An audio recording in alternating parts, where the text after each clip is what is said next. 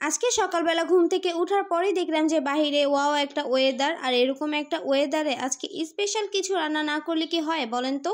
আজকে দুপুরের খাবারে আম্মু ভুনা খিচুড়ি, হাঁসের মাংস আর 3 ধরনের ভর্তা রান্না করেছিল। আর হঠাৎ করে ফোন দিয়ে বললো যে বাসায় মেহমান আসছে, তো কারা আসছে আর আজকে সারাদিন কিভাবে কাটলো সবকিছু থাকছে আজকে ভিডিওতে।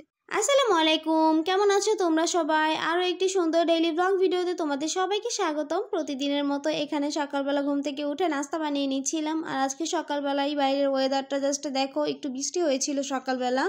আর বৃষ্টি কেটে যাওয়ার পরও আকাশটা প্রায় ভালোই মেঘলা ছিল, মানে মেঘলা একটা দিন ছিল আজকে। এই তো সকালের নাস্তায় প্রতিদিনের মতো পরোটা আর চা আজকেও বানিয়ে নিচ্ছি। সবসময় তো ডিম ভাজি দিয়ে খাওয়া হয়, আজকে হচ্ছে চা বানিয়ে নিচ্ছিলাম।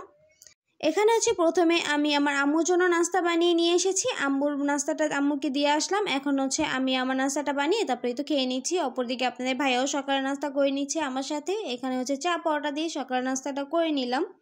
এরপরে হচ্ছে খাওয়া দাওয়া শেষ করে আমি রান্নাঘরে গিয়ে দেখলাম যে আম্মু একদম স্পেশাল কিছু রান্না করছে আজকে রান্না করছে হচ্ছে হাঁসের মাংস, সেই সাথে ভুনা খিচুড়ি।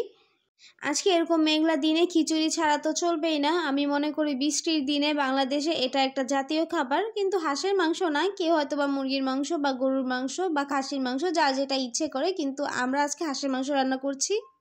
কিন্তু আমার ছোট বোন হাঁসের মাংস মুখেই নিবে না, সে হাঁসের মাংস পছন্দ করে না, তার জন্য এখানে মুরগির মাংস রান্না করা হবে, এটা ভেজে দিবে। আর এখানে খিচুড়ি হচ্ছে আজকে হাতে মাখিয়ে রান্না করবে।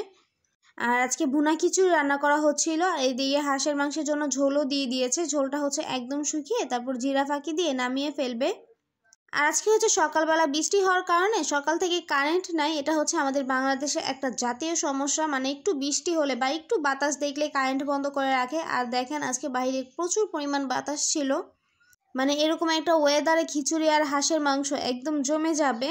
এখানে আম্মুর রান্নাও প্রায় শেষ। এখানে ভুনা খিচুড়িটা ছিল, আর এখানে ছিল আমার বোনের জন্য চিকেন, এখানে হাঁসের মাংস, আর এই তো 3 ধরনের ভর্তা ছিল আজকে। কালো জিরা ভর্তা, শুটকি ভর্তা, আরেকটা কি ভর্তা জানি আম্মু বানিয়েছিল, সেটা আমার মনে নাই। আমার হচ্ছে কালো জিরা ভর্তা, শুটকি ভর্তা অনেক বেশি পছন্দ। প্রথমে হচ্ছে এখানে ভর্তা দিয়ে খিচুড়ি খাচ্ছিলাম, এরপর হচ্ছে হাঁসের মাংস দিয়ে খাবো। আর আজকে হাঁসের মাংসটা অনেক বেশি মজা হয়েছিল, আপনারা কালার দেখলেই বুঝতে পারবেন আম্মুর হাতের হাঁসের মাংস অনেক বেশি মজা হয়।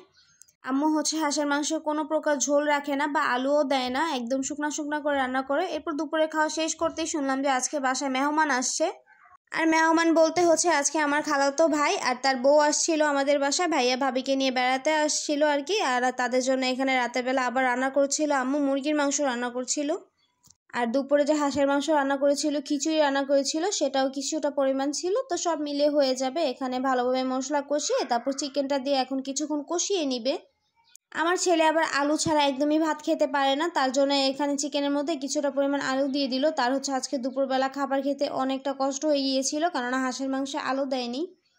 আর এইদিকে হচ্ছে ভাতও বসিয়ে দিয়েছে। তা আম্মুর হচ্ছে মুরগির মাংসটা রান্না হয়ে গেলে সেটা নামিয়ে রেখে দিয়েছে। এখন হচ্ছে কই মাছ ভেজে নিবে, আজকে হচ্ছে কই মাছও রান্না করা হবে।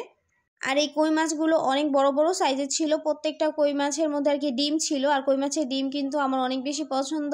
এখানে আম্মুর মাছ ভাজা হয়ে গেলে তারপর মশলা কষিয়ে ঝোল দিয়ে তারপর মাছগুলো দিয়ে দিল। এগুলো হচ্ছে আজকে ভুনা করা হবে।